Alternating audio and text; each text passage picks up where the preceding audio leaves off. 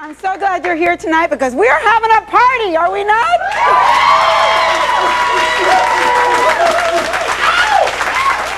Now, I'm a little psychic, so I know you're probably all thinking, who's that chick and why is she hosting later?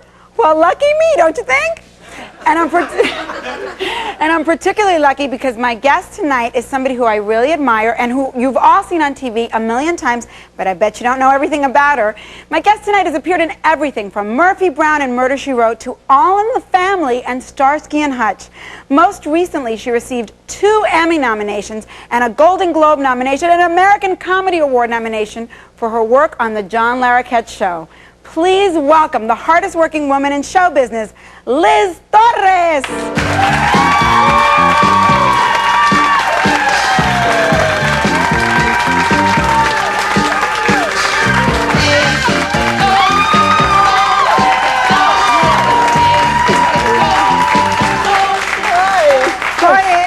Check out those red lips, girlfriend. Are they big enough? Madonna Red. Madonna Red. Madonna Red. Una belleza. Sí, gracias. Tú te ves tan linda. You look beautiful. See, it's a Latina girl fest. We love makeup, right? Oh, we love makeup. We really do. And wonder bras. Oh yeah, Liz. When I told everybody that I was going to interview you, and you know that I know you and I love you madly, but most people don't know all the TV shows you've done. Oh, yeah. You've been on quite a few. Yeah, well, in another life, you know. No, you did 13 series, right? Yeah, somebody counted 13. Please don't ask me to name them all, but. Yeah, I've been working since I was 15, so I've done a lot. I have like 3 pages of credits that I have to edit down because people don't care. So who says Latinas don't work in Hollywood? You haven't stopped working since you began. I had to work. I was never really on a big hit show, you know. Come on, you were on The Family. 1 season. Well, oye, por favor, don't gift horse in the mouth. And you've been on Murphy, Brown. I was very grateful, very lucky. Mucha suerte. Sí. Now, you know, all my Latinas that I know said you have to ask Liz. You know, we all come from these very traditional, parents and families.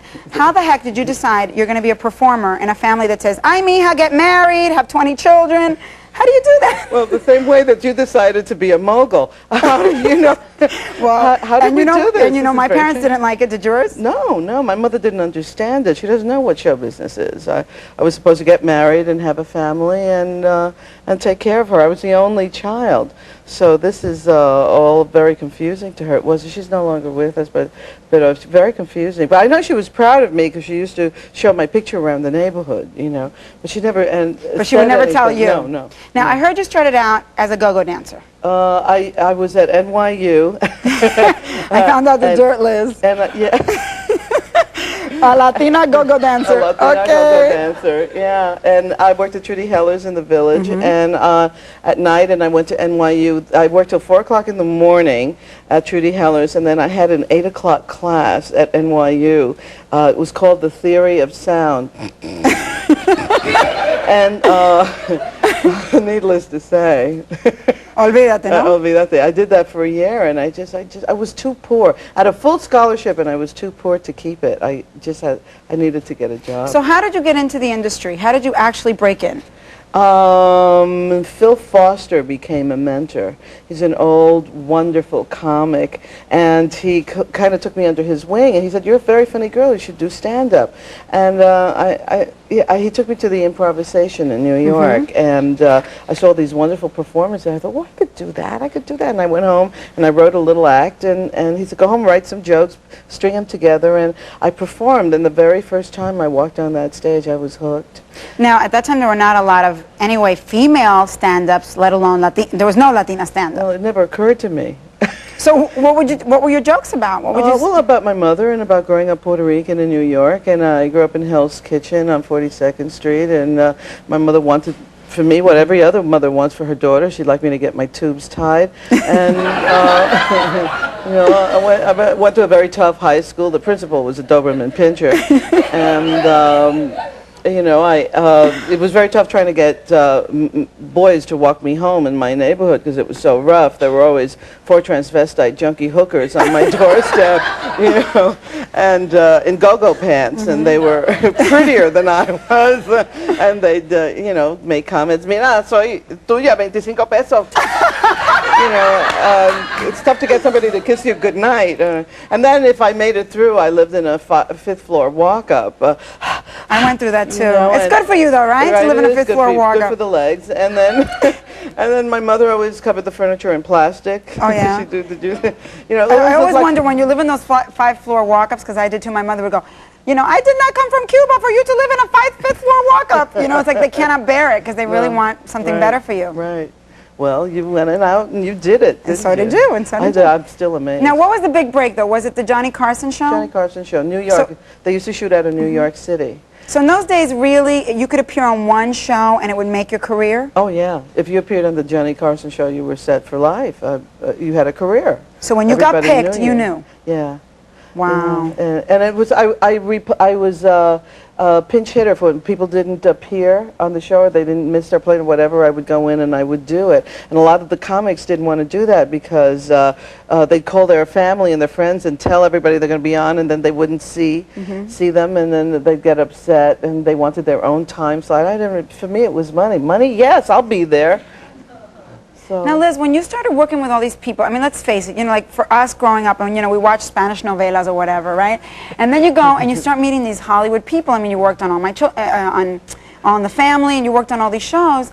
Was it for you really a freak out to meet a lot of these people and work with them? Yes. Yes, it was. Like, what were the most special? Hello, Mr. Carol O'Connor. It's so nice to meet you. Would you excuse me?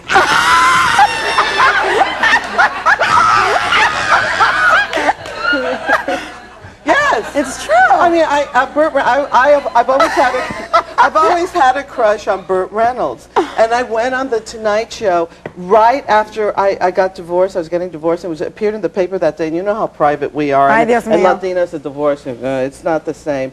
And I was just heartbroken, and I got on the show, and he said to me, "I hear you're getting divorced," and I started to cry.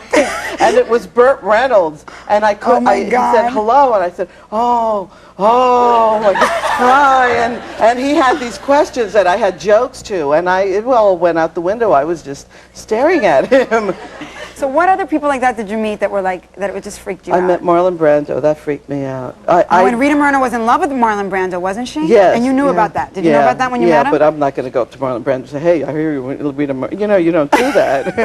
But you knew he liked Latinas. I knew he liked Latinas, and I was slim then, and I was in my salad days, and he looked at me when he looked. He took. It's not that he took off your clothes, but I felt like he could see into my soul.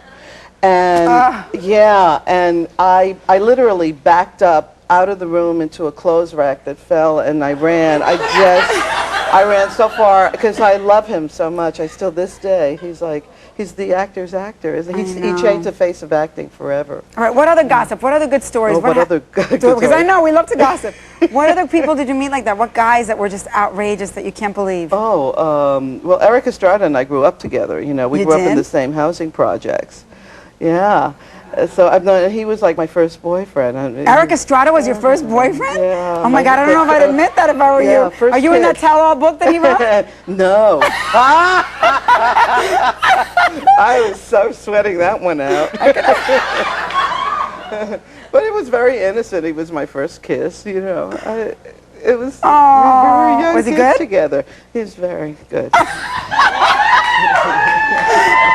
Honey, I can tell you stories because I have friends who went out with him, okay? So I've heard a lot of stories. Yeah. Yeah, he's wonderful. And I just, I always wanted, you'd watch award shows and stuff, and I thought, what does it feel like to be, 2 years ago when I was nominated for an Emmy, I went with my manager and we sat down, and Barbra Streisand came in and took her seat, and then the lights dimmed, and they said, "Ladies and gentlemen, the Emmy Awards," and Jerry said to me, "Do you realize where you are?" Oh. And a little kid from Hell's Kitchen, 42nd Street and 9th Avenue. It's a nice place to live, but you wouldn't want to eat there. And it's amazing to me that I managed to make my dream come true. Well, don't go away, because when we come back, I'm going to get more gossip out of Liz. Stay with us.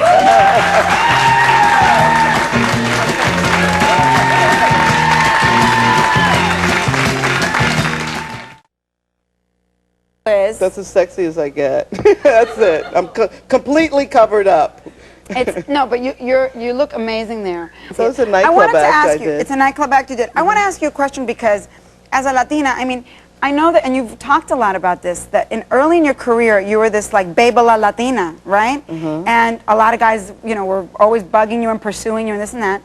You had a divorce in your life, and you've talked about this a lot. That in that period, there was a 7-year period where you were sort of away from TV. You gained weight, and you came back, in character parts more. Well, yeah. So, and you talk a lot about that. Yeah, well, I worked, though. It was just that I wasn't visible. If you're not on a series, you're not in the business. Right, right. You know? Now, so you've had, in a way, two very distinctly different careers. You had this very much leading lady, you know, Latina Spitfire sort of career early on, and now you've had these incredible, intense, you know, parts where you play more character parts. And, for instance, in Mahalia, in the John Larroquette show, you're the centerpiece of that show. You have been. So you've seen it really from two sides of the business, two sides of a woman in Hollywood. Tell me a little bit about that, the differences in that. Era bruta. You know, I didn't know that I looked like that because I wasn't, to myself, I wasn't attractive. I would look at these women. You'd go in and you'd order breakfast in a diner, and these women were knockouts. You know, all the beautiful women come here to be in show business, and I didn't think I was attractive at all. So in those days you didn't appreciate I would hang out with Linda Carter and people like that, and they were really beautiful, and I didn't feel I was beautiful, and I didn't know that men were like that about me. Now they all come up and tell me. They say, "Oh, I had such a crush on you." I say, "Why didn't you tell me then?" I didn't know. I said, "Well, you know, don't you remember I asked you out?" I said, "No, you said we were going bowling. That's not a date." You know. But you know what's really interesting about that to me is I just read recently that Jessica Lange said that when she was younger she didn't appreciate her natural beauty and she was always trying to take parts where she looked ugly, and that now she's like, oh boy, do I wish that I could go back and do those parts. Now I just want to look good. And I think it's a real issue for women because we're so objectified by men. Yeah. So how has that been for you? I mean, to see that transition on the air for yourself. I love it. I love it. I love you grow. It's wisdom, you know. It's aging. I was always afraid that I was going to be 50 in white go-go boots and a Courrèges dress, and a fall, you know. And I'm not, obviously not. I feel wonderful. I was so unhappy then. I looked at that picture. That picture. I was so unhappy. Why? Because I couldn't figure out life. I couldn't figure out men. I was Spanish, but I was in an American culture, and my grandfather was Moroccan. Really? So I spoke French first, and I have no idea. I'm 3 people. There is no therapy or therapist in the world that can help me. There's no place I can go. I'd have to start with the Spanish Inquisition, and by the time, you know, I'm so culturally torn. You know, we all are. It's very tough. I don't even know how to pronounce my own name.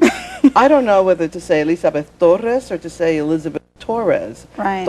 You know, and so I get hung up when you're just 2 completely different people. So now that Don't you you know, feel that? oh, I feel that every day of my life. It's like, you know, split personality. Yeah, the Playboy call. You know, yeah, that sounds cool. I'm very flattered. Yeah, no, I can't do that. Are you kidding me? Your mind. But I only have my figure once in my life. It'll be nice to have it on record, Liz. And you just know what your mother's going to say. When It's she true.